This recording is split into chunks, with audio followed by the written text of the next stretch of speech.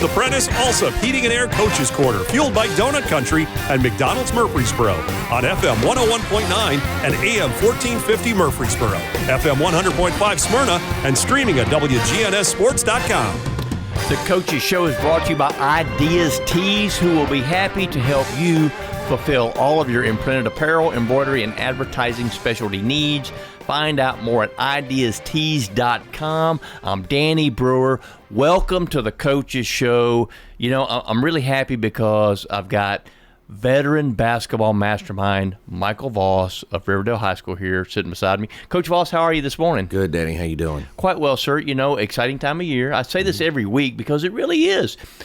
District play is kind of one of those things that I like as a sports writer because there's so much competition, and it's so good because we've got this district where there's all these rivalries and all these schools that are close together. And tell me a little bit about your thoughts on, I mean, district play can be good news, bad news, but for a guy like me, it's always good news. I mean, it's good news. I mean, it's one of those things you work all year to get to this point, and, you know, you look up, it feels like everything has flown by this year. We've got 2 weeks left in the regular season. You know, for us, that's 3 district games, and we'll sit there and we put ourselves in a position to make a little run here late. You know, we had a little bit of a not a letdown, that's not the right word, but we had a chance to win a game last night and just couldn't quite finish it off in the end and make enough run. You got to give Siegel you got to give Siegel credit because they came out and played really well early.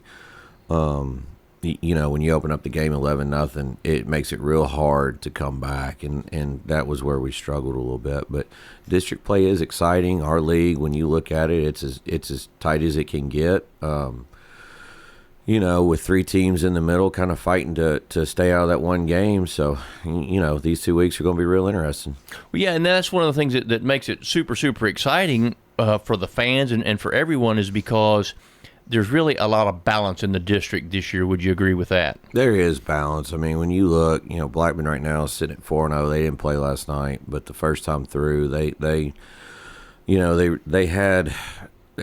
really didn't have a close game. They kind of were the cream of the crop of the district, and so, you know, we get them on Tuesday. We'll fire a shot against them and try to find a way to win that game at home.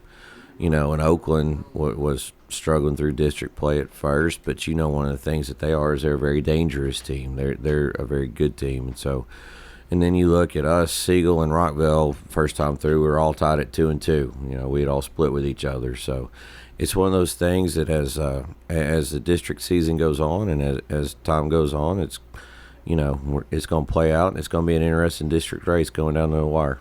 Coach, I know earlier in the year you had some challenges with injury and waiting on football players and that kind of stuff. Talk about how your team has grown so that, I mean, you are in a really pretty good position when you're thinking about 2-2 and your destiny is in your own hands as far as district is concerned. No, we're fine with where we're at. We've got to learn what we've done. What we did was, you know, the first part of the year we played everybody on the schedule that we could get. That was a tough team. Like you look, we played a top 10 schedule in the state to prepare us for this. Struggled with it at first, and as we grew and matured, because we only had, you know, that first game that we went and played, we had one guy that had played any varsity minutes when we went down to Lawrence County. Nobody else had taken a snap. And so as we went on, you know, the more we got experience, the better off we've gotten, the more plays guys have made, and they figured out how to win well. And now what we've got to figure out is how do we handle the little bit of success that we've had here recently. It's one of those things when you struggle for so long and things got to start clicking and you find ways to win games.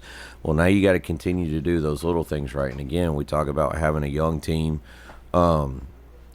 Like that's one of the pieces of maturing is figuring out not only how you handle not having success, because we handled that fairly well. Now it's how are we going to handle having a little bit of success, and that's where we're going to have to grow up a little bit and learn how to just mature with it and learn how to handle it.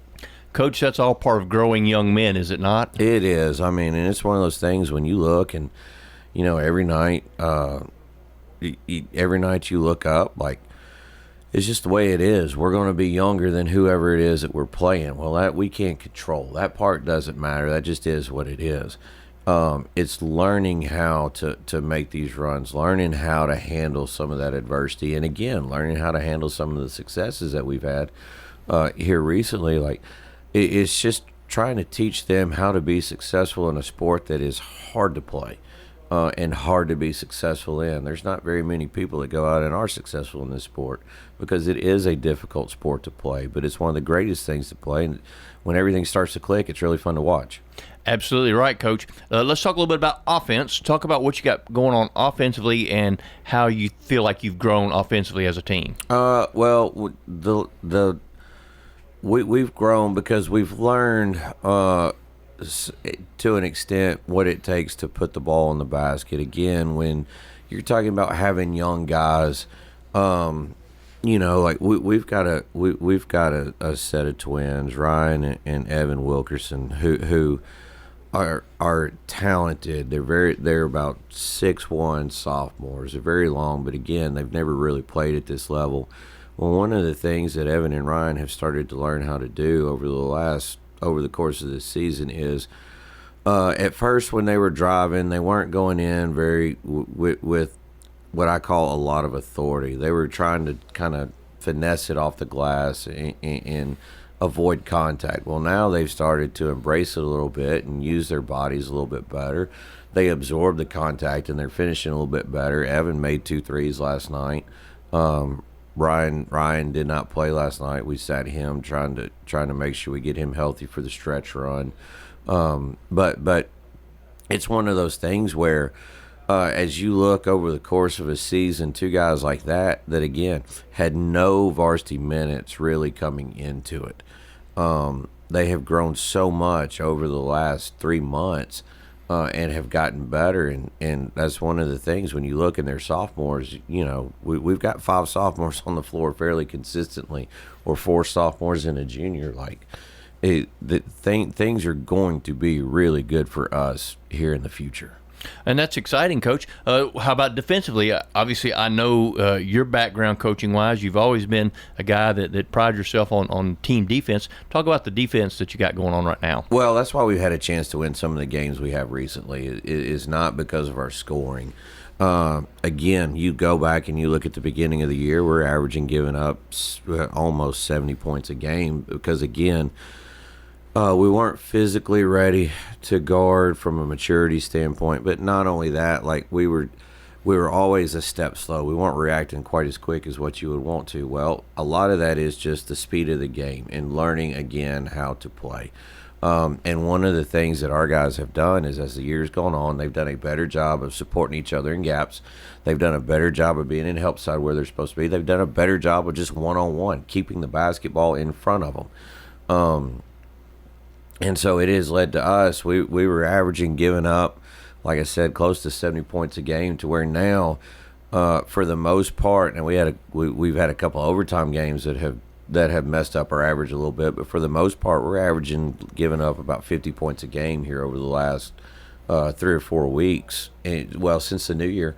And again, that's one of the reasons why we've been able to finish off games.